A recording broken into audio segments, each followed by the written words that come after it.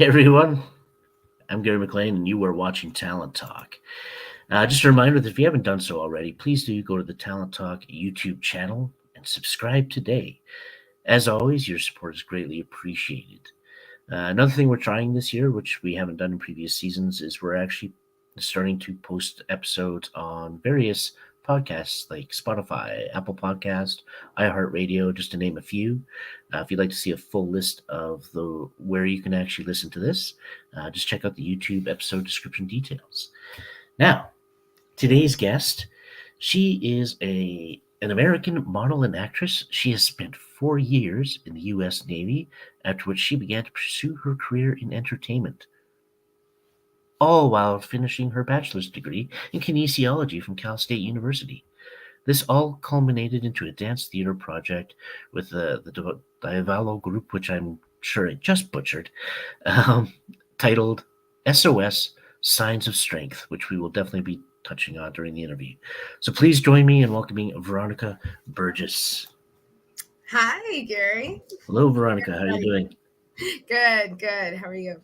I'm doing all right. You know what? And I meant to ask you that before the show, is how to actually pronounce that. I totally Oh, didn't ask.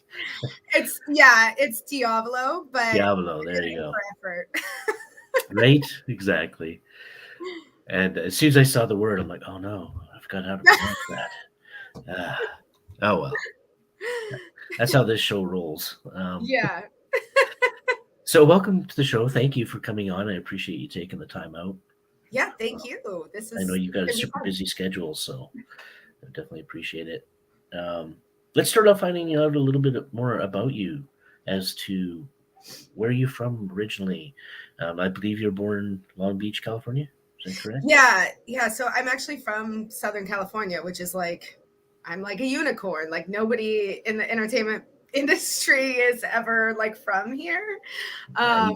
But that this is where I grew up, and other than the 4 years that I was in the Navy, I've been here, and so this industry has kind of been in my backyard, so to speak, like ever since I was a little kid. So it's interesting when I think about what I was like exposed to when I was a kid, like going to like Universal Studios and like seeing the studio tour and being like, oh, people do that. Like, and it just kind of like these like subliminal, like passing by the studios and be like, oh, that's a movie studio. And just like the subliminal sort of things that you're exposed to when you're a kid and you don't realize it has an effect on you until like 30 years later. And you're like, oh, wow, I wonder if that like helped me become inspired to do what I do now. Like, you know what I mean? Right. Well, I was also wondering if maybe it'd be the other way, where you almost become desensitized to the whole Hollywood scene, and you're just kind of like, whatever. It's Yeah. sure it's there, Yeah, but well, whatever. there's that too. Like people are like, oh, like a lot of my friends that aren't from here, they're like, oh, like, have you done those like Hollywood star tours and stuff? And I'm like, no. Why would I? Like, that just seems weird. Yeah, and they're like, oh, like we did it. I was like, oh, Right? Well, I live here, so I see yeah, them every other day, so it's no big deal. yeah. Although I have heard that they're pretty fun. Like my husband is from Houston, and so him and his family used to come out here like every couple of years or whatever. And they did one of those star tours one time, and their bus broke down right in front of Lucille Ball's house, and she came out with cookies and lemonade. I'm like, Oh, okay, that's I would have awesome. gone. I wanted to be on that tour. That would have been awesome. Yeah, right. That would have been amazing. I love stories like that where they're just like, "Hey, everybody, Yeah, and I'm like, oh my how's it god, that's going?" so amazing. And I'm like I mean, she's got so many fans, of course, but like I grew up watching I Love Lucy with my grandparents and my parents, and like she was a big inspiration for me when I started acting, and I just think she's so genius. Yeah. Oh yeah, right, for sure. Fangirling over the late and great Lucille Ball. Yes, exactly. Well, I think we've all done that at some point. Yeah.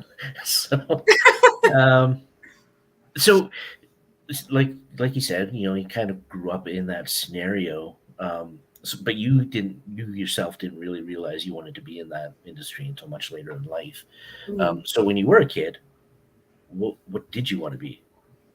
What did you think you were going to end up being? Well, so my sister and I have two sisters, but one of them is a twin. So we did all the same things. And so we started dancing at a very young age. We were 6 when we got into ballet and tap and jazz and all that stuff. And I always just did it for fun. I was like, oh, I like performing. I think this is fun. She wanted to like pursue it as a professional career. But I just wasn't even thinking along those lines. I really wanted to be a zookeeper.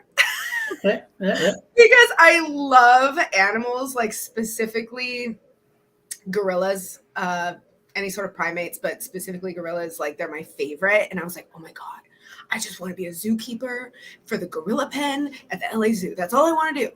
And then it kind of morphed into like wanting to be like a veterinarian. Like it was always kind of having something to do with animals, do you know?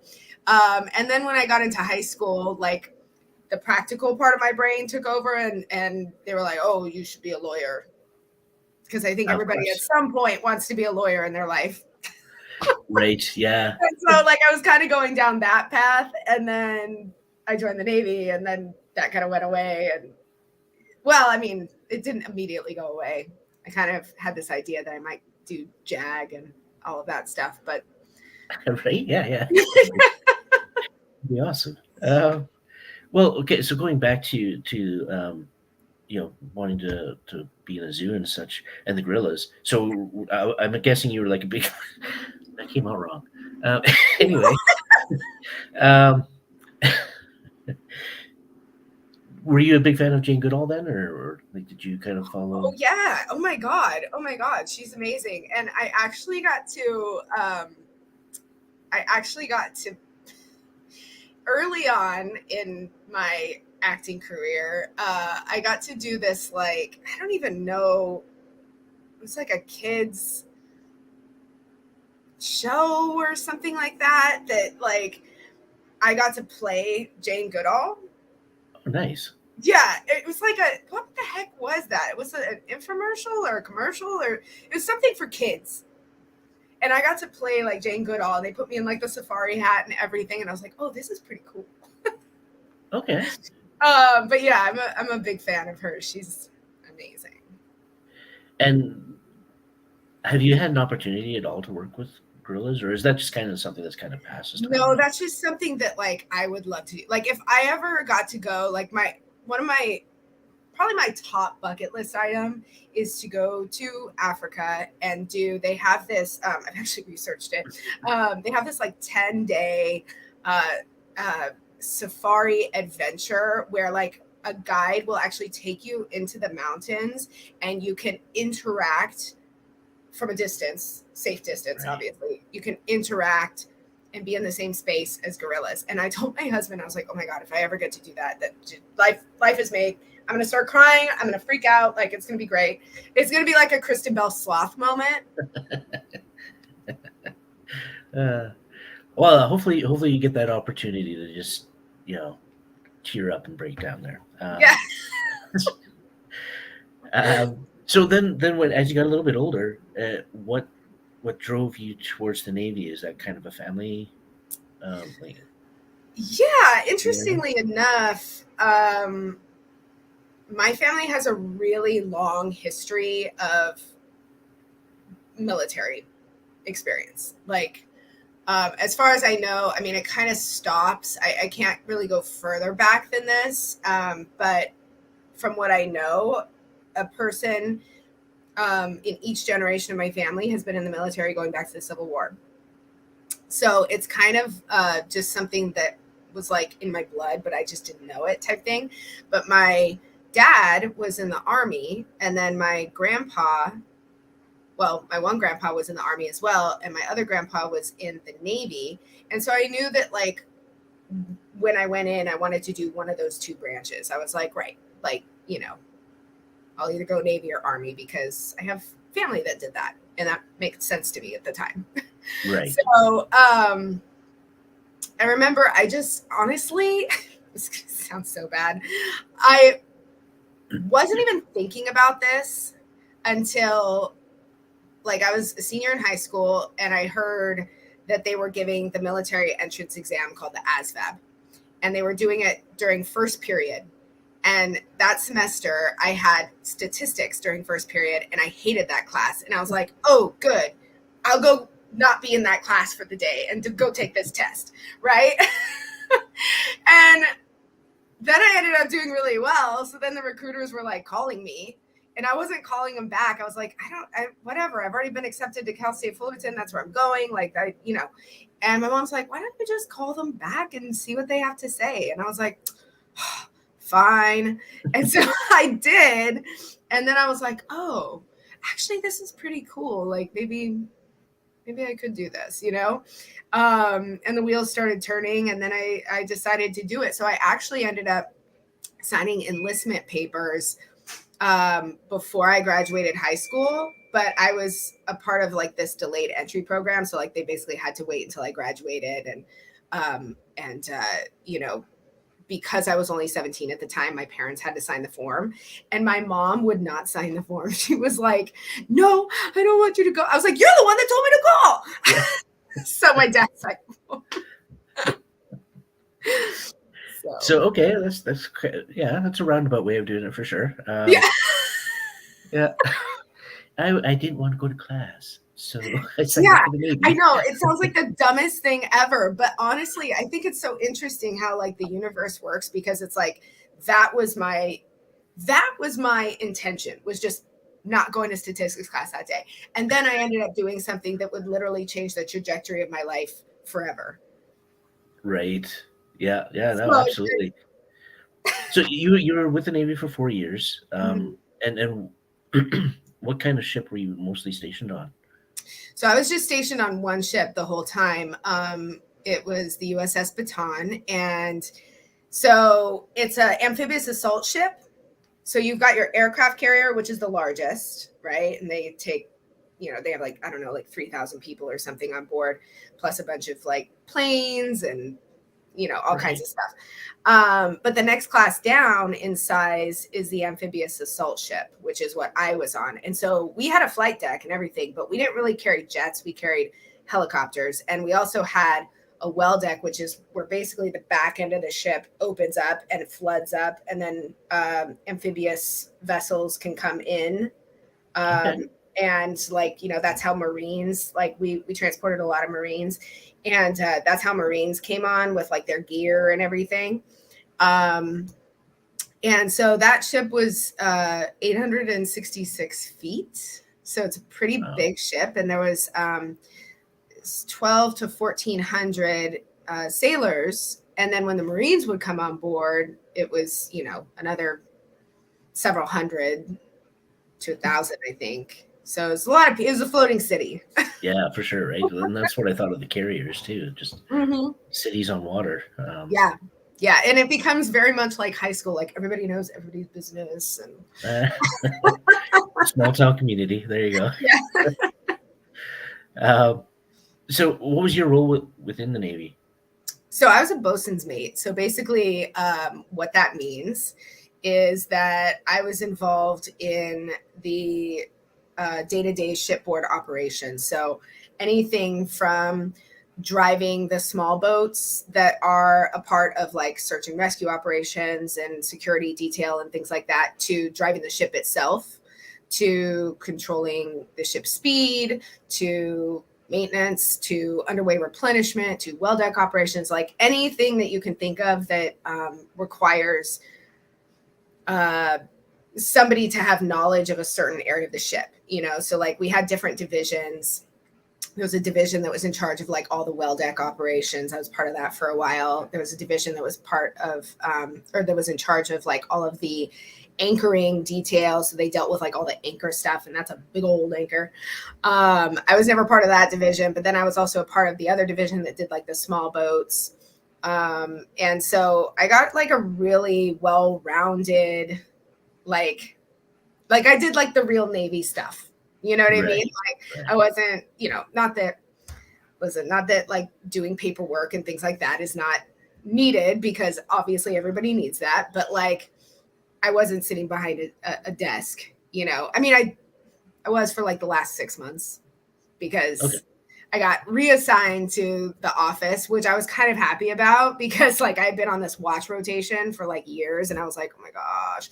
And we were on our last deployment, and they were like, Dad, do you want to come like do the stuff in the office for the department? I was like, yes. Because I'd been on the deck plates for the last like 3.5 years, just like working my butt off. So, but yeah, it was something I still am like, oh my God, I can't believe I did that. Like, I can't believe I got up in like a cherry picker and was like painting the side of this huge warship. I can't believe that I was like driving this huge warship across the Atlantic Ocean at like 2 a.m. Like, it's weird. So the Atlantic Ocean. So you were on the other side then. Yeah. So our ship was stationed or home ported in Norfolk.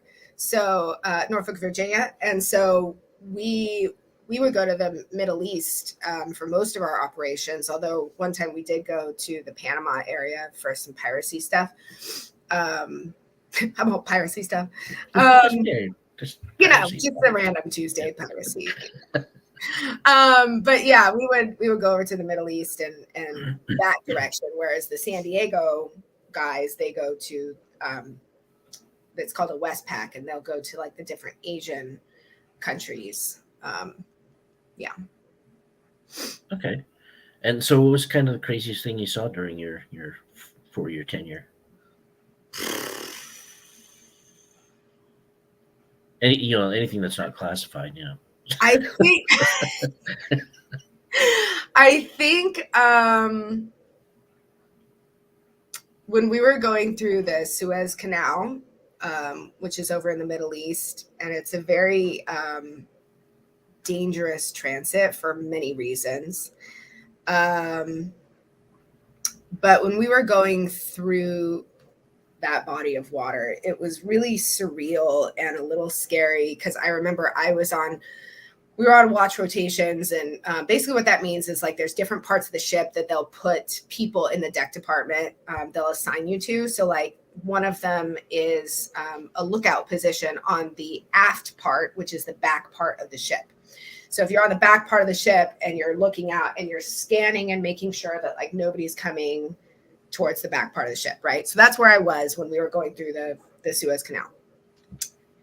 And it's weird because on one side, I'm looking over and I see like Egypt, and it's all like lush and beautiful and like palm trees and stuff.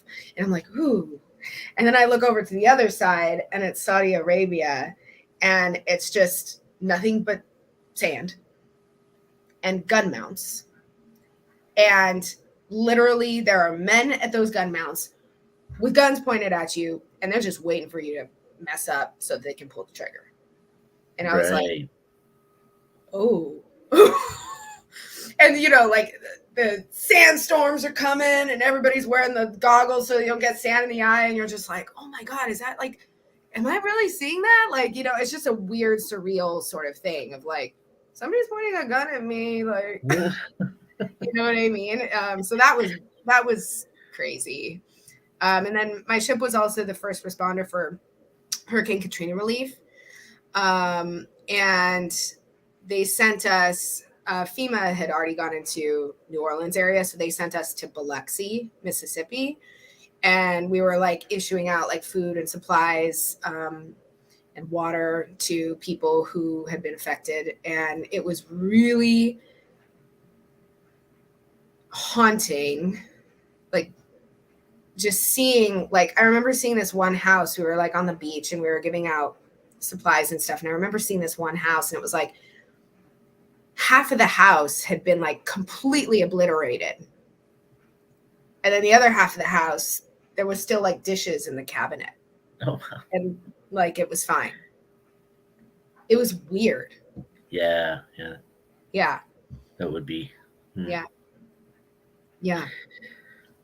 I can imagine on the other scenario where you were kind of had the desert on one side and the trees on the other side, the palm trees, that you looked at the guys with the gun and you said, you know what?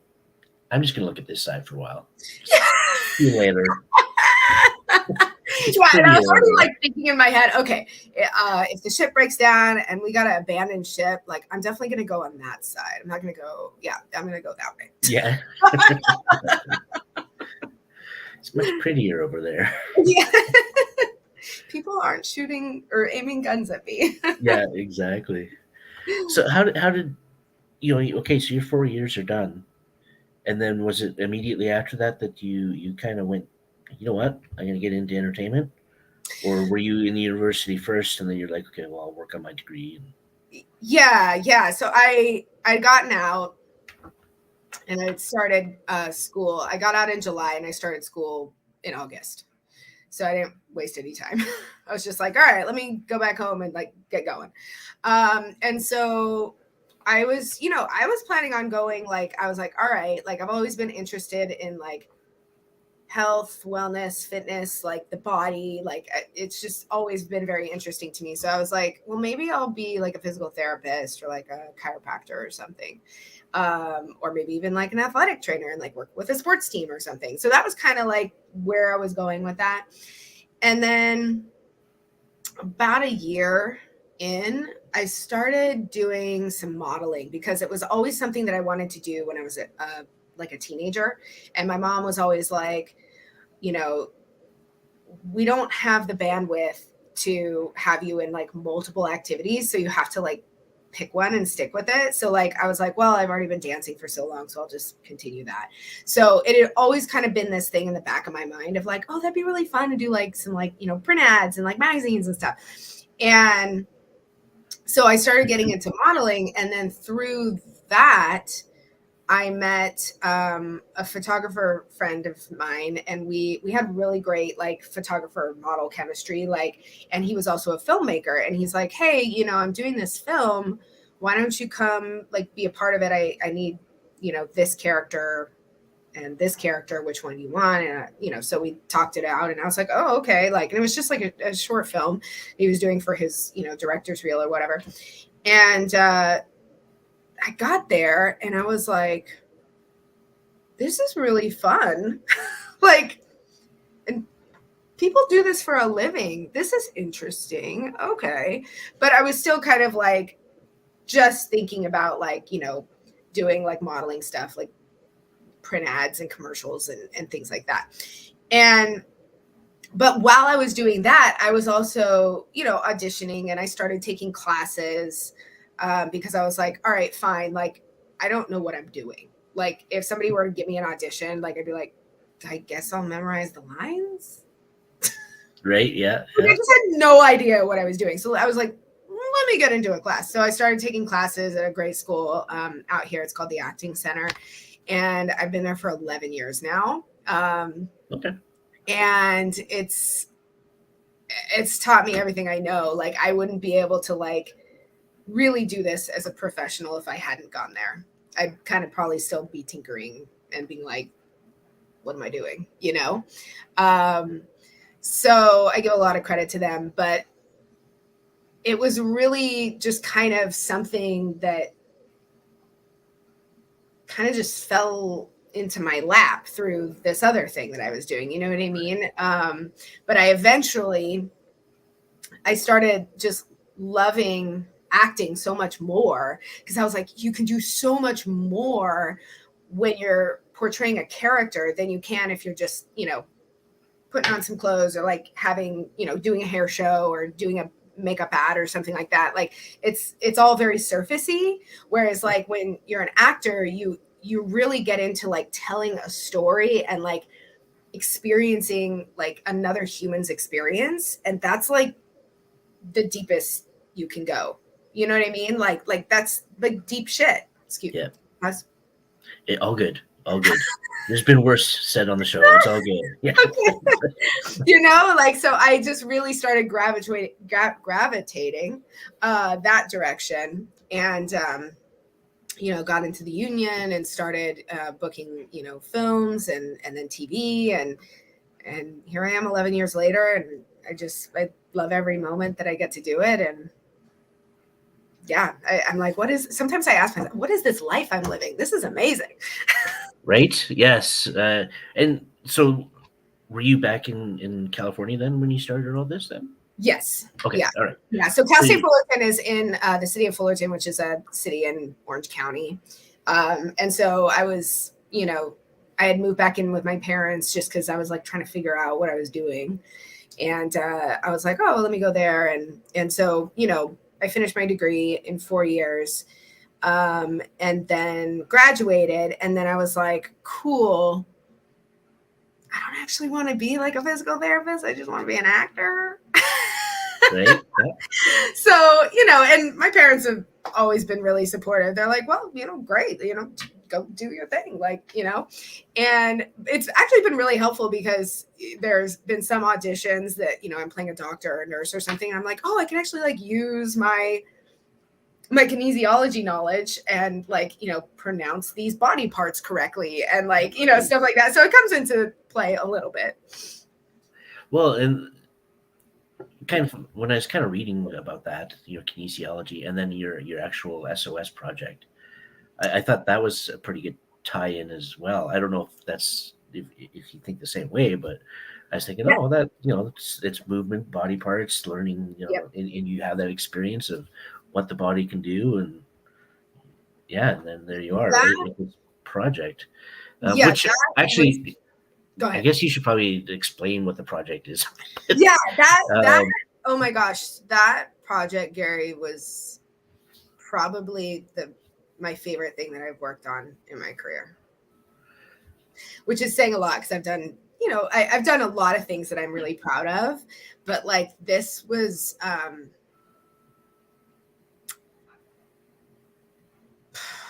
this was just amazing. I don't even know where to begin. So Diavolo is, excuse me, Diavolo is a acrobatic modern movement company. If you Google like Diavolo America's Got Talent, you'll see them. They made it to the finals for that. The artistic director Jacques Heim actually choreographed Ka, the Cirque du Soleil show in Vegas. So you can kind of get a sense of like the kinds of things we were doing. And his whole idea with this company is that it's architecture in motion. So he has these like elaborate, somewhat dangerous sort of structures, set pieces, if you will, that we use to tell a story. And we tell a story with the movements and the structures and our relationship to the structures and how we're moving around it. And what's really great about the Veterans Project is that they bring in, there was 8 of us, and then they have the civilian dancers that are a part of the company. So these are like the people that can do like all the things. They're just phenomenally talented, and they should all be performing with Cirque du Soleil because they're insane. But like they bring in the civilian dancers, and then we work with a woman who, her name is France Nguyen Vincent. She's amazing, and she's our dramaturge, and she basically helps us flesh out our stories from the military. And then we choreograph a piece while our story is being told. Like we record it, so it's a voiceover, and so our story is being told like a minute and a half chunk of our story, and this movement piece is happening while the text is playing over it. I'm not doing it any justice by explaining it, but like it's like you have to see it to like really truly appreciate and understand what it is. Because I mean, the kinds of stuff that like I went in and I was like, oh well, I have a dance background, so like this will be, I'll pick up on this real easy. No, my ballet background, I actually had to tell myself, all right, Veronica, unlearn everything that you've learned because it's not helping you. Because like we're doing like, like stuff across the floor. We're like flipping over poles. I'm standing on some dude's shoulder that's like 6'5", and I'm like, like it's like the stuff that we're doing is like unlike anything else that I've ever done. And I pushed my body and my mind and my soul to points that like honestly I didn't think I could push myself that far. And I was like, holy shit, I did that. You know what I mean? And I had a lot of like fear and self-doubt. I was sort of in an artistic rut when I started this project. And then this project made me come alive and like totally reinvented and reinvigorated me as an artist. And I can't say enough amazing things about it. We had performances in January at our rehearsal space because we were supposed to be going to New York for this like dance festival at the Joyce Theater, and then COVID hit, like the surge hit, and so they canceled everything. So we're like, well, we've been working for 5 weeks on this 40-minute routine. We're not going to just abandon it. So we had 5 showings at our rehearsal space, and at one of those showings, the artistic director for the Wallace Performing Arts Center in Beverly Hills was there, and he goes, you have to bring it here. So we did 3 shows over the weekend in it was March 18th, 19th, and 20th, and we were sold out. And it was phenomenal. It was the best experience ever, and I hope that I get to do more stuff with them because it's amazing. Well, I do actually have a little bit of footage here that we can share, so that when folks do watch this later on, they can actually get a visual for it. Yeah. So I'll just play it. It's about a 5-minute video, but I'll probably only show like the first minute or two, and Yeah. maybe we can chat a bit more about it. So yeah, and I can also send you like a promo clip that they sent us to like share. Okay. If you want that, let me know. Sure. No, it sounds good here. So I'll play what I have so far, or I'll probably cut it off a little bit early, but this is SOS.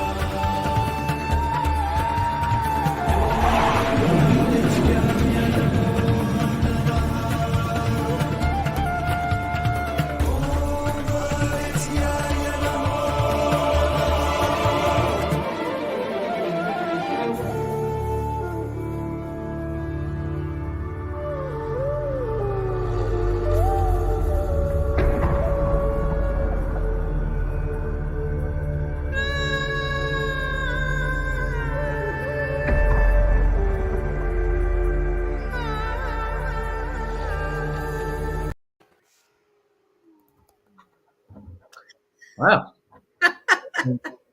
You can definitely get a sense of like you were saying, right? People telling their stories and now seeing that in the performances, right? You can kind of get sort of what those stories were. Yeah. Very cool, right? Yeah. Yeah. So Yeah. I just, oh man, it was like, yeah, I can't say enough good things about it. And this is like, I was a part of the 6th rendition of this show. So each show is different because each veteran that's coming in has a different story. So, you know, the piece is choreographed around our stories. And so I don't know what version, like what rendition that was. I know that they did something where they ended up performing at the Kennedy Center a few years back, and then they did something in Tampa. But you know, I think that if any veteran out there is listening and you saw that and you're like, wow, that'd be really cool, and it's like also a very cathartic experience. Like some of the stories that people had, I mean, my story wasn't, you know, my story wasn't that of like, you know, PTSD or facing an impossible situation, but it was a story of like really figuring out who you were and your place in the world, and also being a woman on a warship, you know, several years after, because women weren't allowed on ships until 1997, and I was in 2003 to 2007. So it was a fairly new idea. So like that's what my story was about.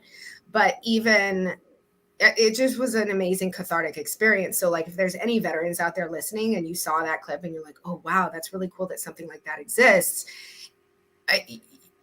feel free to get in touch with me, because I would love to put you in touch with the program director, so that if you want to do a future rendition of this show and have your own sort of artistic, therapeutic, cathartic experience while performing something totally badass, you know, I'd be happy to put you in touch, because it's just all about the veterans and, you know, giving back to this community. So, and if a veteran did want to get a hold of you, what would be the best way?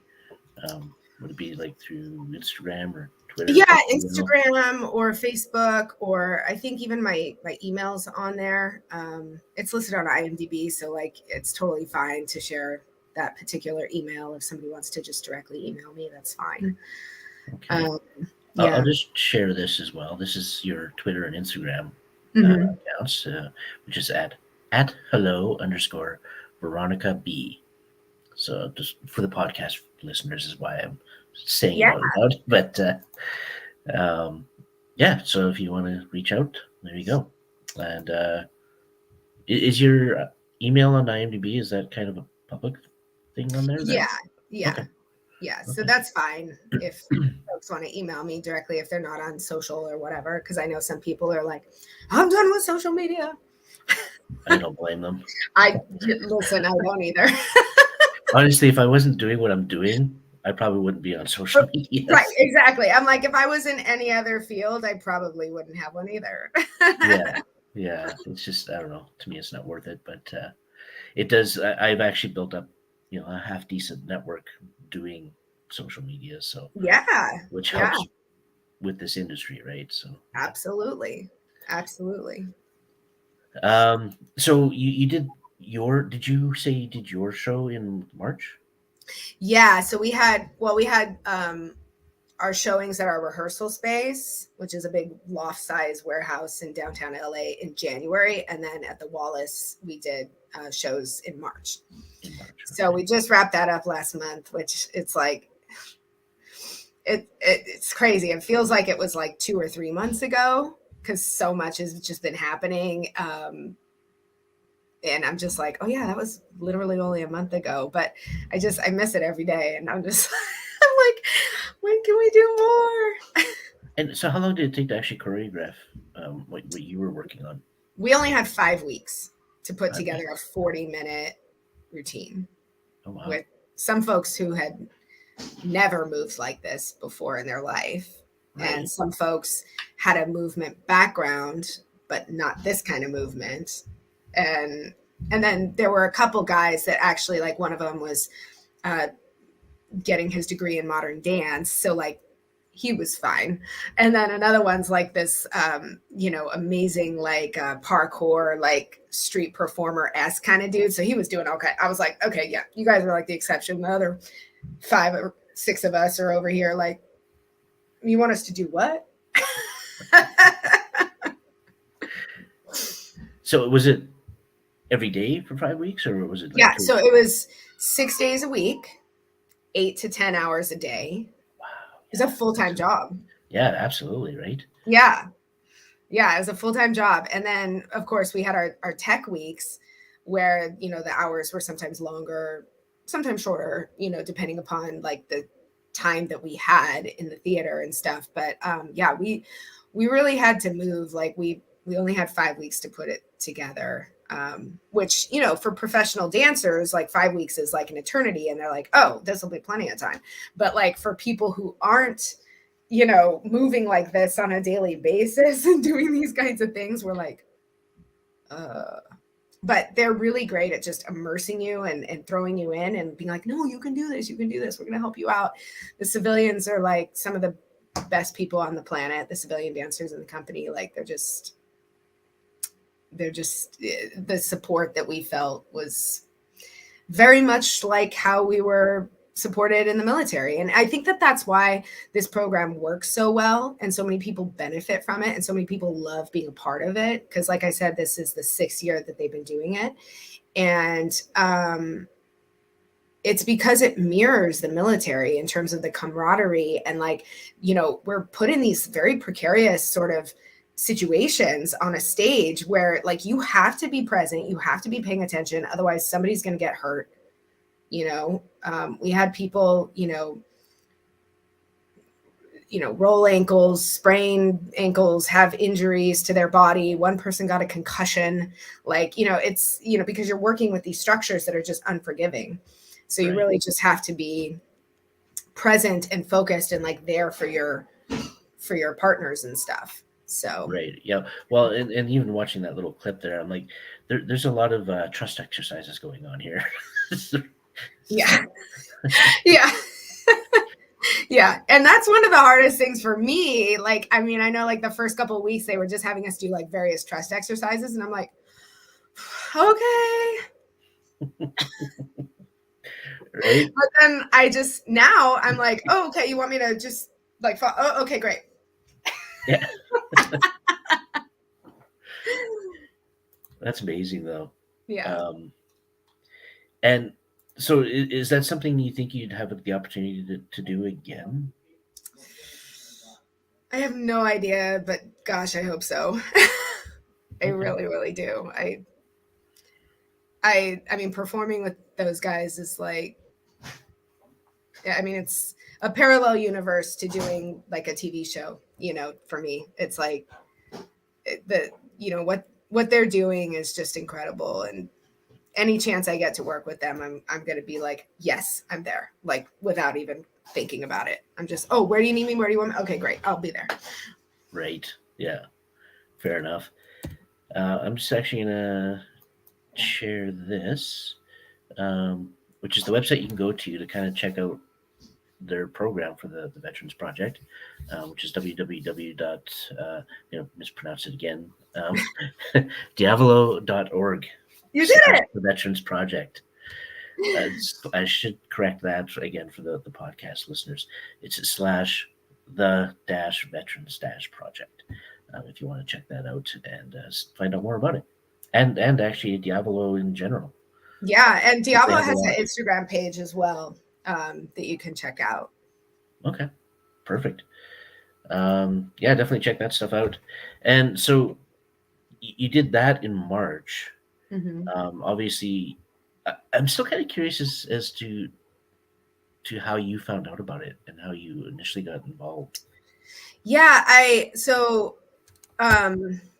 a friend of mine, his name is Chris Lavero. He's actually the veteran coordinator for the program because he's been a part of it since like the very beginning. And so he actually he posted on a veterans in media and entertainment group that I'm a part of. He posted that they needed another female for this show because they had already casted everybody else, basically. And I was like, oh, well, I have no idea what that is, but let me apply. Sure. You know? And so again, I just, without really knowing too much about it, I was just like, all right, I'm interested, And then I talked to Jacques over the phone and I was like, wow, this is going to be really intense. Okay. F it. I'm not doing anything else right now. Let me, and then I get there and like the first week was totally hell week. I mean, like my body hurt so bad. I had bruises everywhere. I was just like, ugh. But then after that, it became like so much easier. And then it was like, that's when it became really fun. And I was like, I get to do this every day. Like, how many people can say that they get to do something like that in their life? And I got to do it like 6 days a week for, many months because we started in November and then we had our showings in January. And then, of course, we had like breaks for Christmas and the holidays because that fell in there. And then, we had all of February off, but then we came back for 2 weeks before the March shows and like reviewed everything and like changed some things here and there. And so, for essentially 4 months, this was like my life, and it was great. Yeah, well, again, putting in that 5 months, yeah. I mean, that's even more intensive because, of course, I've done some theater and stuff, as I'm sure you probably have as well. Seems so much more intensive. But, I mean, duly so, just from, again, what we saw there briefly, right? Like the amount of work that goes in there. And like you said, it's almost like a dance theater boot camp. Yeah, totally. And Jacques is like the we called him RDCs in the Navy, Recruit Division Commander. He is totally like, but other people call it drill sergeant. But he is totally that guy. But he does it. He pushes you because he knows that if he does it, you will come out on the other side with more certainty, more strength, more resilience than when you came into it. And he's such a special human.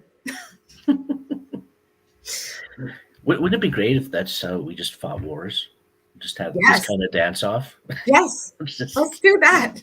Right? Sounds so much more fun. Yeah, and safer. And well, I don't know. I don't know if it's safer, but more fun at least. Yeah. So again, yeah. So you kind of did this in March, and prior to that, when did your actual acting kind of start to develop? So, I had been like working on my craft and like auditioning, and like I had an agent, but I wasn't like, I wasn't really getting the opportunities that I wanted for probably the first 5 or 6 years. So I was just working away, and that's, pretty common in this business. But then in 2016, I booked my first TV show, which was Shameless. And I love that show like so much. And so I was super stoked because I love that show. And it was my first TV credit. And I was 8 months pregnant when I shot the episode. So my son technically made an appearance. Right. And it was just such a fabulous experience. And I was like, oh my gosh, but again, I had this idea, okay, when this comes out in October, everything's going to be so much easier now because I've gotten that first TV credit under my belt. No. Hate to break it to the folks out there. No, and listen, this is just my story. Everybody has a different story, which is what makes this industry so interesting. But everybody has a different story, but that was what I was thinking was going to happen. It did not happen that way. And, again, like, I mean, imagine going on a job interview 50, 60, 100 times a year and being told no 95%, or not 95%, but if you audition 100, let's just take an easy number. If you audition 100 times, maybe you'll hear no 95 times. Yeah. You know what I mean? So it's just like, imagine doing that, and so you really have to like do the personal development work and like, all of that stuff to keep your mind right. And you also really have to love it, because who likes being told no that many times? Not me. Totally. But I did that. It came out in October. My son was born in August. So I was really busy dealing with a newborn anyway. And my husband was, he's also an actor, and he was working on a film at the time in Canada. So I was like, all right, fine. Like, yeah, I got the baby, you go work, like, and so we've always had, like, the last 5.5 years, we've had this great, partnership. I mean, we are truly partners in every sense of the word. And I'm so grateful for that. Like, he's amazing dad, amazing husband.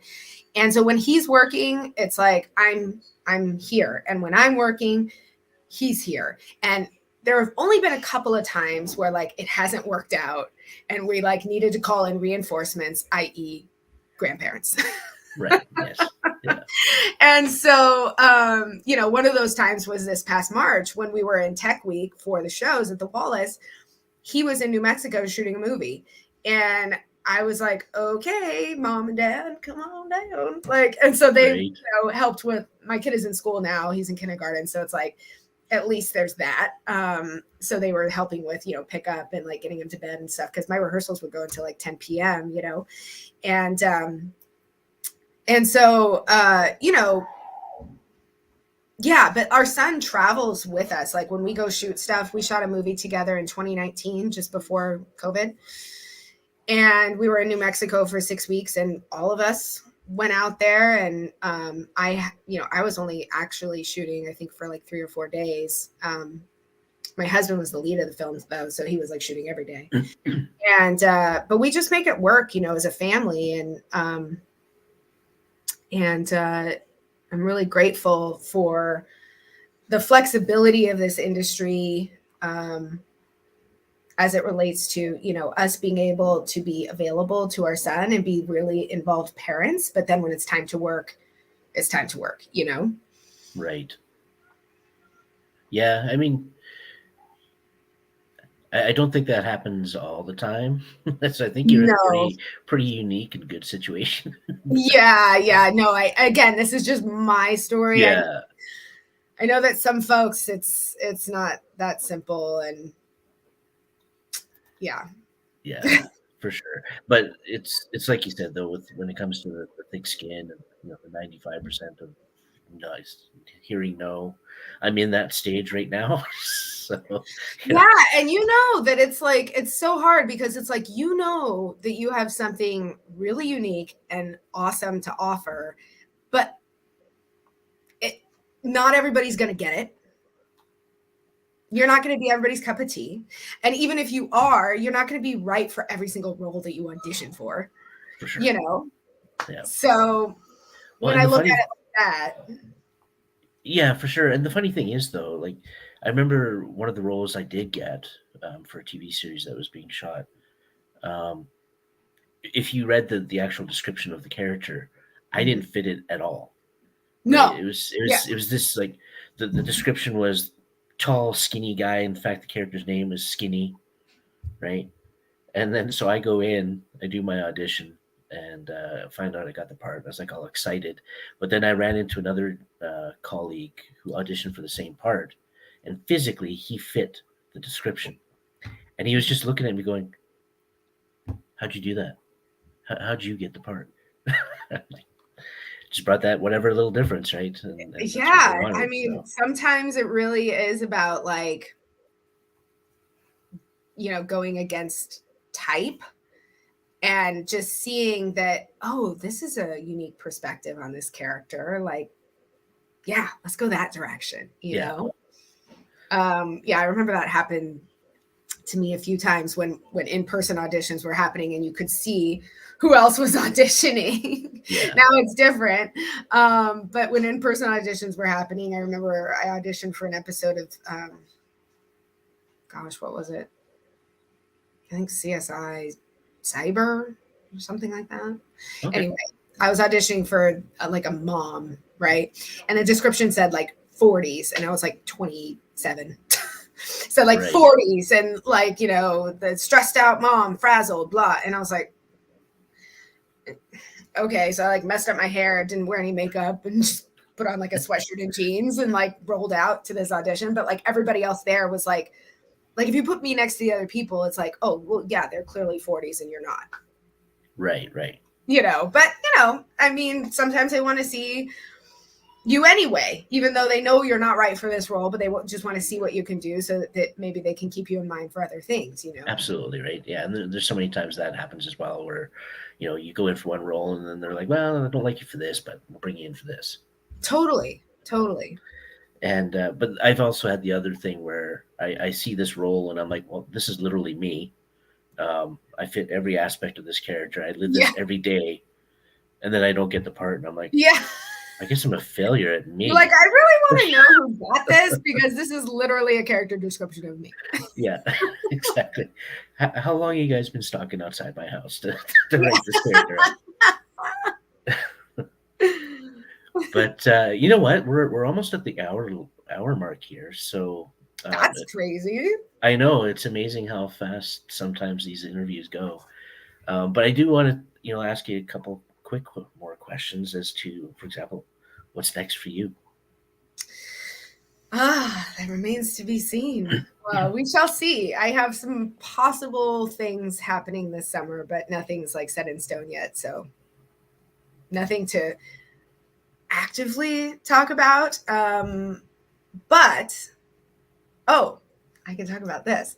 So a friend of mine, her and I got together a few years back, and I was like, hey, I want to write a TV show based on my military years. You want to write it with me? So we wrote a pilot. I think it's really great. It's a coming of age dramedy, and the setting is an 800-foot warship. And so we wrote the pilot, and for a while there, we were doing what we thought we were supposed to be doing, which is like having people read the pilot and be like, do you know anybody that would be interested in making this, right? But then come to find out, nobody wants to read your pilot. They just want to see your pitch deck. So we created a pitch deck. We worked with a brilliant designer. Her name is Brittany over at Happy Land Creative, and she helped us like bring our vision for the show and the tone and the brand and like everything all together. We, worked on the text. So the last like 3 weeks, we've been like spending most of our hours doing that and really getting it to the point where it's like, now we have an amazing product and we're ready to like pitch it to showrunners, pitch it to agents to get representation as writers, and try to get this thing made. But it's called Girl Adrift. Oh, okay. And it's, like I said, a coming of age dramedy about the main character being on a warship and dealing with all of that. So she's like literally and figuratively navigating the waters of the You're ocean. right. Yeah, totally. So yeah. And so you're in the process right now of trying to get that pitch out. Mm-hmm. Okay. Yeah, we literally just had the pitch deck, like the final version. We signed off on it and everything on Friday. So okay, yeah, so it's still fresh in the works. Yep. Yeah. But it's exciting. Oh, for sure, right? And yeah, pitch decks are something that were kind of new to me as well, because I'm actually working on a documentary myself. Oh, I love documentaries. Yeah, it would just put the pitch deck together. It's just it can like you said, right? Nobody wants to read this. Whatever, if it's a 60-minute show, they don't want to read a 60-page document, right? They want to see their 10 to 15-page graphical little imagey. Yeah. Something that's going to catch their eye. Ooh, that's fun. Okay. Right? Yeah. Let me skim this here. Ooh, there's a picture of a warship. Oh, that's Veronica when she was actually in that. Oh, that's cool. Yeah. Right? Exactly. Yeah. It just adds a whole new dynamic to it. Yeah. Instead of just words on paper. Yeah. But yeah. I just didn't know any of this until a friend of mine did it for her TV show that she's trying to, get out into the world. And I was like, oh my God, this is great. And then she's like, yeah, this is who we used. And I was like, okay, can I use yours as like a prototype? Like, this is amazing. She goes, yeah. For sure. Yeah, exactly. And that's kind of what I did is there was another fellow who did a documentary on Danny Trejo. Oh, cool. Yeah. And so he was sharing his pitch deck and what they did to get Danny Trejo involved. And It's like, okay, this is what I need to do. Yeah, exactly. Thank God for people like that who are willing to share with us. Right? Exactly. Yeah. Well, good luck on that. Hopefully that all works out for you and you can get something going on that. Thank you. I know it's a grind.